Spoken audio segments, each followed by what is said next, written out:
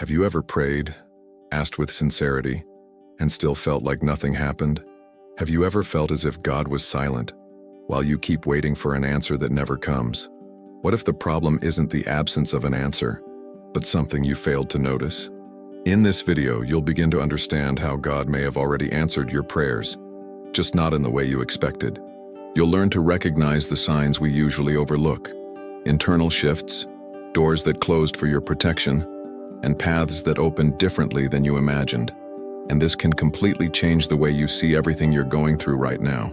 If you're tired of praying and not seeing results, if you feel confused, lost, or even starting to doubt, this video can give you clarity, direction, and peace. Because maybe the answer you've been waiting for is already happening, and today you'll finally begin to see it. Before we continue, there's something important you need to understand. This video was created with the help of artificial intelligence tools, not to replace the message, but to organize, deepen, and bring clarity to something you may already feel, but still struggle to explain. The goal here is not to deliver something artificial, but to help you see more clearly what God may already be doing in your life, even if you haven't noticed it yet. Now, let's begin with something essential. There's a very specific feeling you may be familiar with, that sense that you're speaking, asking, waiting, and on the other side, nothing comes back, as if your words are echoing into emptiness, as if God is silent, while you keep trying to understand what's happening. And at first, it just feels like a moment, a phase, something temporary. But as time goes on, that feeling starts to gain weight. It stops being just a feeling and begins to turn into an interpretation. You don't just feel like there was no answer. You start to believe it. You begin to build the idea within yourself that God didn't respond, or that somehow something is wrong. And this is where your mind starts working against you. Because when you interpret silence as absence, everything around you begins to reinforce that narrative.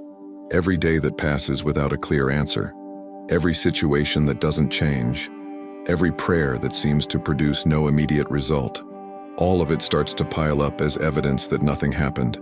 And without realizing it, you begin to pull away emotionally, not necessarily from your faith, but from expectation, from active trust, from the belief that something is actually moving. You keep praying, but you no longer expect as much. You keep believing, but with a quiet doubt growing inside. But there's a point that changes this completely, and almost no one notices it. The Bible says in Isaiah 55:8, "My thoughts are not your thoughts, neither are your ways my ways, declares the Lord." And this is not just a beautiful spiritual phrase. It's a key to interpreting reality, because it means that God does not respond within the logic you expect. And here is the core problem. Without realizing it, you've created a mental model of how God should respond. A pattern, a specific format. Maybe you expect a visible change, a direct result, a clear answer, something that immediately confirms what you asked for. But when the response doesn't come in that format, it goes unrecognized. Not because it didn't happen, but because it didn't match what you imagined. And this creates a very subtle, but extremely important issue. You begin to ignore real answers, simply because they didn't come the way you wanted.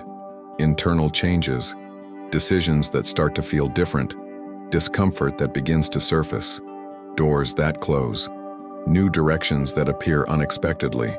All of this may be connected to an answer, but you don't associate it, because you're still waiting for something else. And this creates an internal misalignment.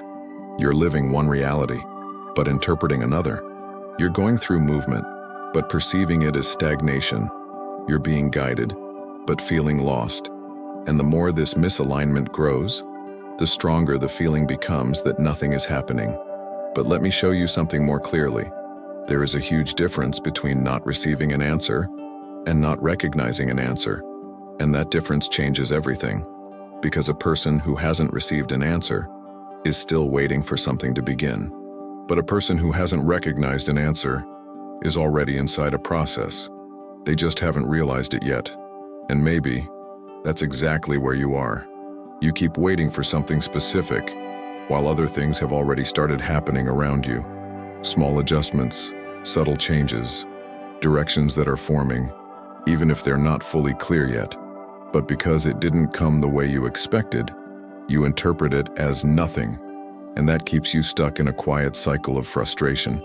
Because the more you believe nothing is happening, the more you close yourself off from noticing what is already in motion. The more you distance yourself from what could bring clarity, simply because it didn't match your original expectation. And maybe the issue isn't that God didn't answer. Maybe the issue is you haven't yet learned how to recognize how He answers. And that changes the way you see your entire life. Because from this point on, the question is no longer when will God answer. It becomes something else. What might already be happening that I still haven't noticed? And that question changes everything. There is a deeper point, and to be honest, a harder one to face. Because until now, we've been talking about not recognizing an answer. But now, the possibility is different. What if you actually saw it and still rejected it? And this happens far more often than you think. You pray, you ask sincerely. You build a clear expectation inside your mind, a scenario, a specific outcome, a precise way things should unfold. And suddenly, something starts to happen. But not in the way you imagined, not in a way that brings immediate relief, not with the outcome you were expecting. And then, almost without realizing it, you dismiss it. You don't call it an answer, you call it a problem. You don't recognize it as direction, you interpret it as an obstacle. You don't see it as intervention, you feel it as frustration, as if it were going against your prayer, when in reality, it may be directly connected to it. The Bible shows this clearly in 2 Corinthians 12:9, when Paul receives an answer from God that he didn't want to hear. My grace is sufficient for you, for my power is made perfect in weakness. Paul asked for something to be removed. He insisted. He prayed more than once. But God answered, not by removing the problem, but by offering something different. And this reveals something extremely important. Not every answer from God comes in the form of a visible solution. Sometimes, the answer comes as invisible support. Sometimes it doesn't change the situation, it strengthens you within it. And this creates a strong internal conflict. Because you asked for one thing and received another. You asked for external change and received internal strength. You asked for relief and received resilience. You asked for an exit and received the ability to remain. And emotionally, that doesn't feel like an answer. It feels like silence. It feels like absence. It may even feel like rejection, but it's not. It is an answer, just at a deeper level than you expected. And here's the part that changes everything. There is a strong emotional resistance to God's will when it doesn't align with yours. You want a specific outcome. You imagine a certain path. You create an ideal ending. And when God responds differently, something inside you resists, questions, tries to reinterpret, tries to reshape reality to fit what you wanted, or simply ignores it. Because accepting that answer would require letting go of control, and often letting go of something you deeply wanted, and that's not easy. So instead of recognizing the answer, you keep waiting for another one, as if what happened wasn't enough, as if God still needed to truly respond. And this creates a very subtle but exhausting cycle.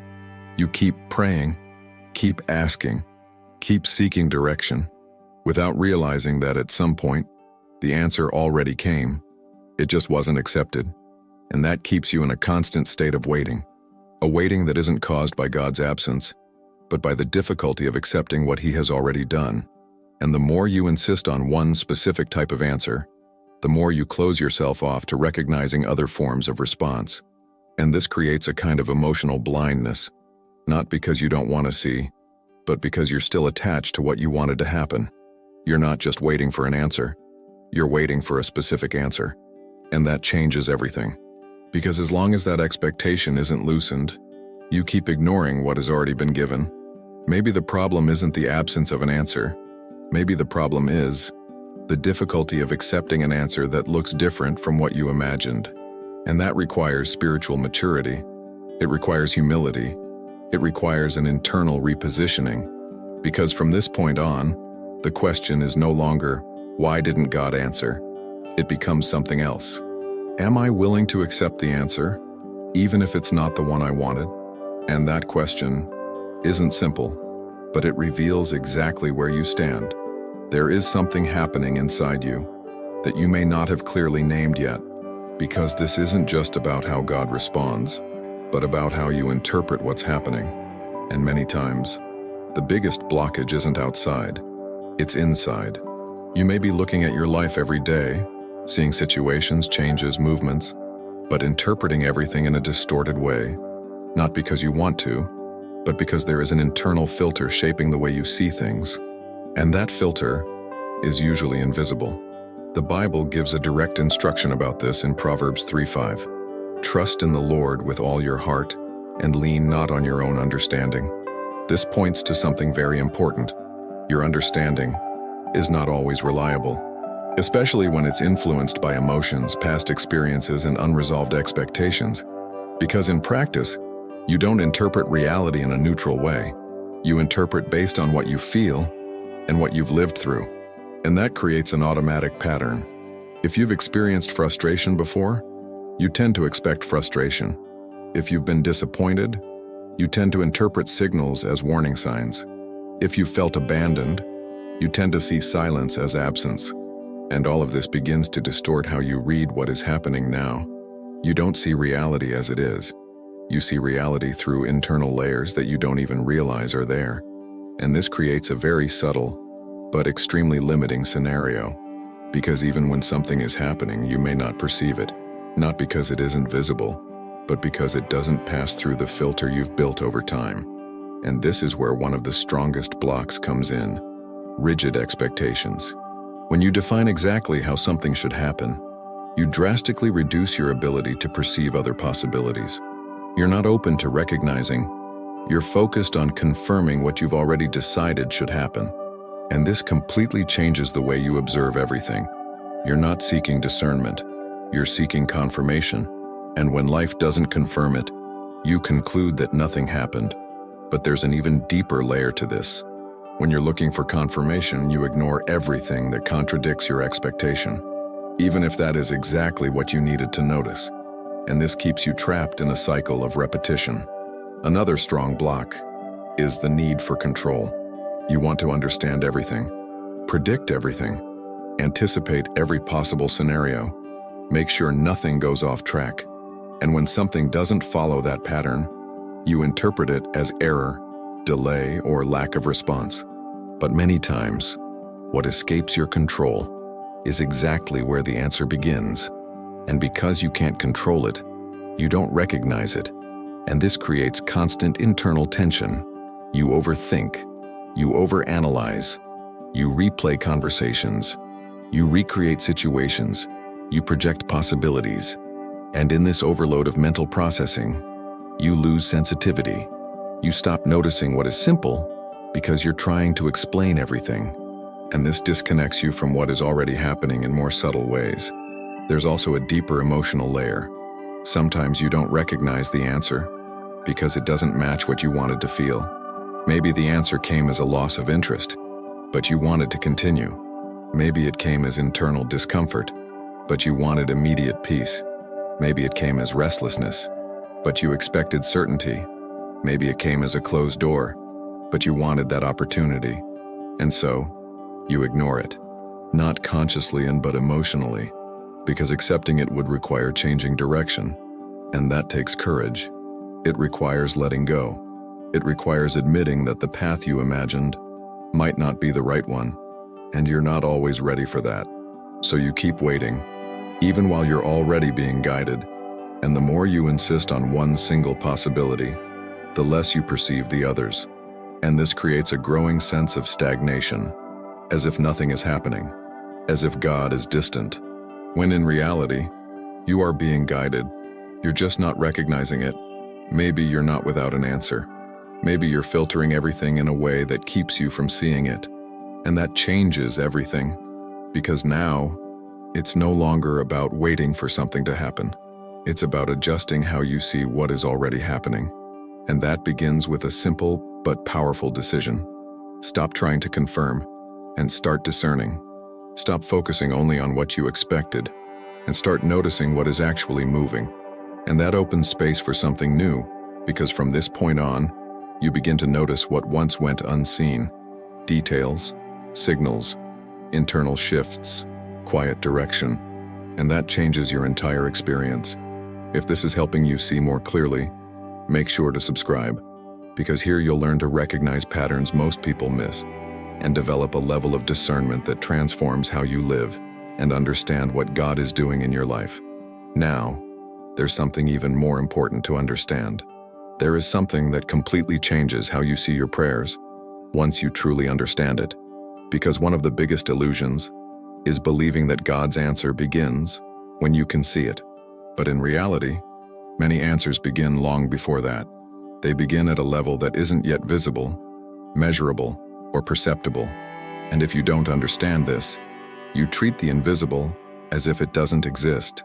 The Bible makes this clear in Daniel 10:12. From the first day that you set your mind to understand and humble yourself before your God, your words were heard. Do you see that? From the first day, not later, not when something changed, not when a sign appeared. The answer began the moment he prayed. But there's a crucial detail. Between the beginning and the perception of the answer, there is a gap.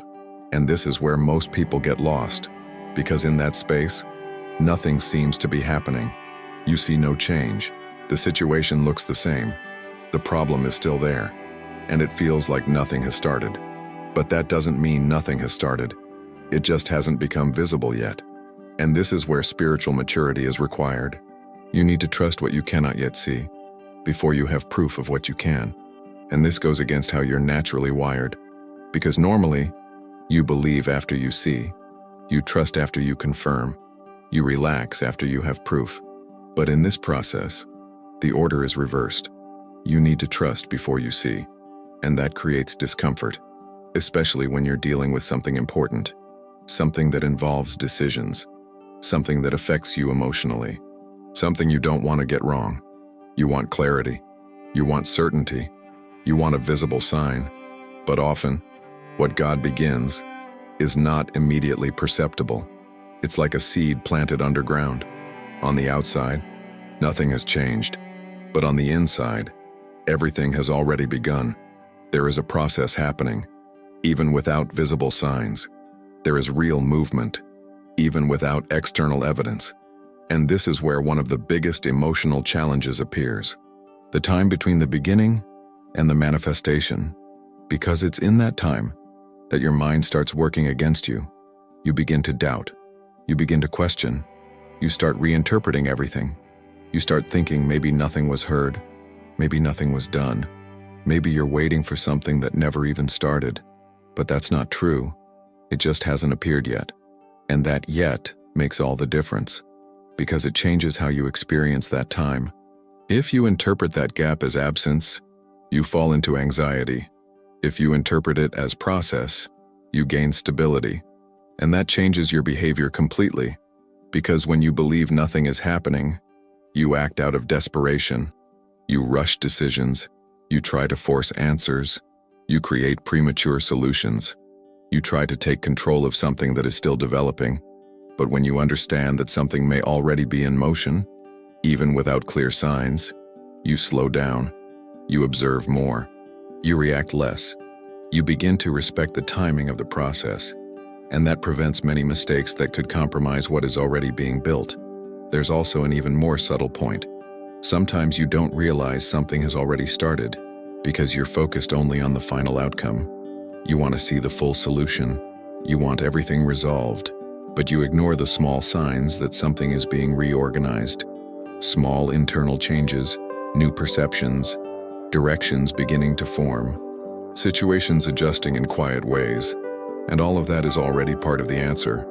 But because it's not the final result, you ignore it, and that keeps the feeling that nothing happened. Maybe the problem was never the timing of the answer. Maybe the problem was how you interpreted the time before it appeared. Because the fact that you can't see it doesn't mean it hasn't started. It just means you're still in the middle of the process, and that changes the way you wait. You stop waiting with anxiety and start waiting with awareness. You stop pressuring and start observing.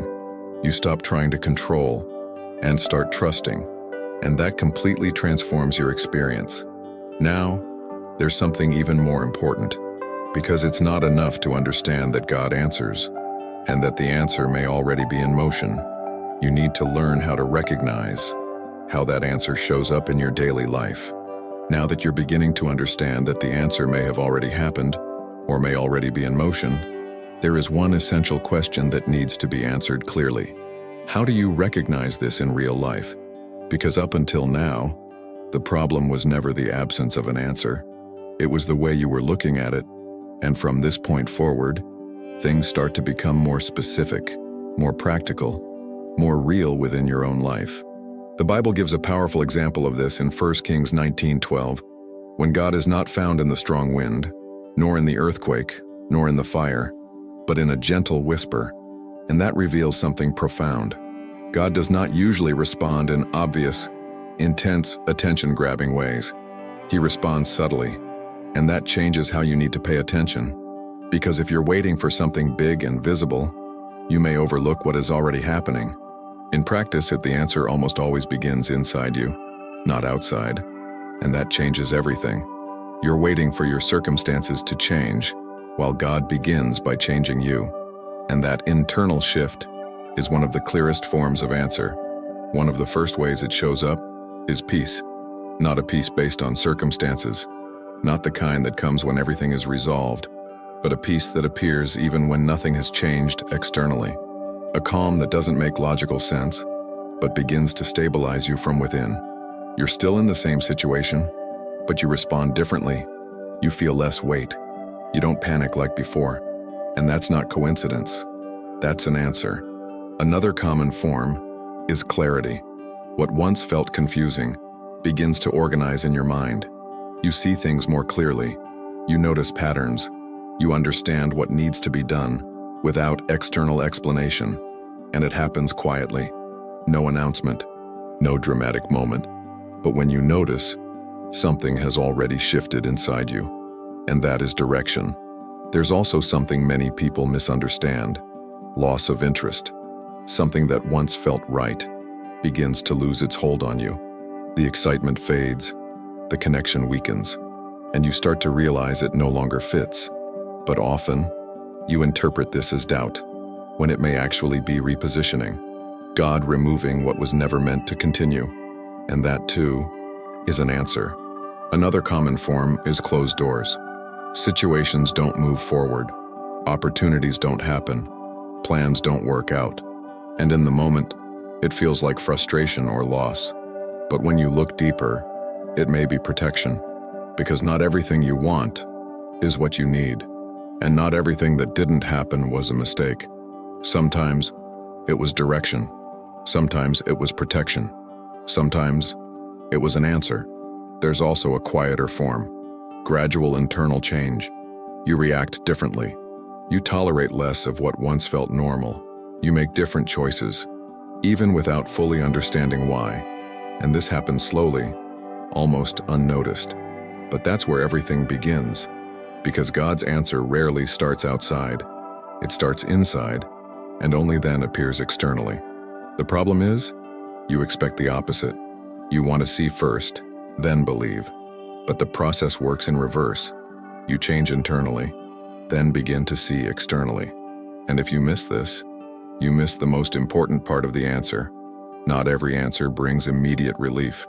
Sometimes it brings discomfort, because it pulls you out of the wrong place. Sometimes it requires decisions, movement, positioning. And even when it's difficult, it's still an answer. Maybe you're waiting for something big, while God is working quietly.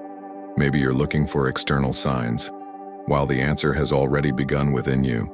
Maybe you're overlooking small shifts that are the beginning of something greater, and that requires a shift in perception, a new level of attention, more awareness, more alignment. Because from this point on, you begin to understand that the answer is not a single moment. It's a process, something built over time, revealed step by step. And the more you recognize this, the more clarity you gain, more confidence, more direction, and less dependence on obvious signs. Now, there's an even deeper point, because some of the most important answers you've received, you may have called failure. There is something that, once you begin to see it, completely changes the way you look at your own story. Because maybe some of the most important answers God has already given you, you interpreted as failure. And this is not rare. In fact, it's more common than you think. You look back, and you see things that didn't work out, plans that didn't happen, relationships that didn't move forward, opportunities that closed, paths that simply didn't work. And at the time, all of that felt like loss, like a mistake, like a delay, like evidence that something was wrong with you or your life. And in many cases, you carried that interpretation for a long time, maybe even until now. But there is another way to see this, a deeper way, a more mature way, a way that aligns with spiritual reality. The Bible says in Revelation 3:7, "What he opens no one can shut, and what he shuts no one can open." This is not just a statement about divine authority. It is a key to interpreting your own story, because it means that not everything that closed was random. Not everything that didn't happen was failure. Not everything you lost was truly loss. Some things were answers. You just didn't have the awareness to recognize them at the time. And this changes everything about how you see your past. Because what you called it didn't work may have been what protected you. What you called I lost may have been what preserved you. What you called failure may have been direction. But at the time, you didn't have the emotional structure or the clarity to see it that way. Because you were involved. You wanted it to work. You believed in that path. You had expectations, investment, time, emotional energy. And when it didn't happen, the only interpretation available at that moment was it failed. But not every interruption is a mistake. Sometimes it's redirection. Sometimes it's protection. Sometimes it's God keeping you from something that would have cost you more later. And that's hard to see, because you don't see what was avoided. You only see what didn't happen. You don't see the problems that never reached you, the pain that never unfolded, the paths that looked right at first, but would have become heavy later. You only see the closed door, and that creates a distorted perception. You start evaluating your life based only on what you lost, instead of what was actually preserved. And over time, that shapes the way you see your entire story. You begin collecting failure stories, building an internal narrative that things don't work out for you, that you make the wrong choices, that something is off, that you're not aligned. And without realizing it, that narrative starts influencing your future. It affects your decisions, your confidence, your willingness to move forward. You become more insecure, more hesitant, more doubtful, even about what God may be doing in your life, when in reality, many of those moments were not failures. They were answers. Answers that didn't come the way you wanted. Answers that didn't bring immediate relief. Answers that didn't make sense at the time. But answers that protected you and prevented something greater. And here's something important. Some answers you can only understand in hindsight. In the moment, you feel, you react, you interpret based on emotion. But later, you begin to understand. And that requires maturity, because you need to reinterpret your story, not based on what you felt back then, but on what you can clearly see now. Maybe that relationship didn't fail. It protected you from something deeper. Maybe that opportunity didn't happen. It redirected you to a better path. Maybe that plan didn't collapse.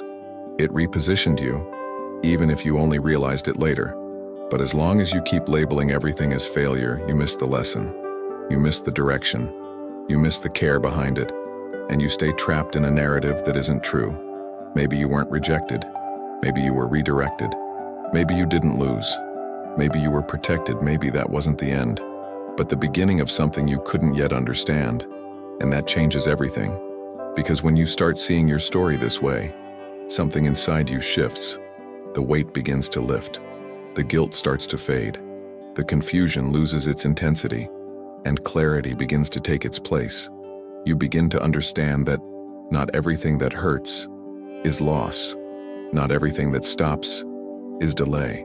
Not everything that closes is a problem. Sometimes it's an answer.